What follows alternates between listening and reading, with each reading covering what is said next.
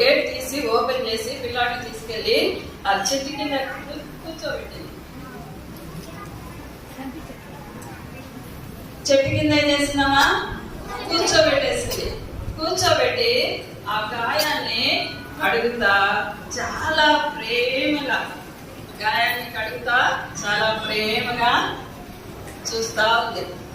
ఈ అబ్బాయి చాలా ఇదిగా చూసినాక తను పరిచయం చేసుకుంది.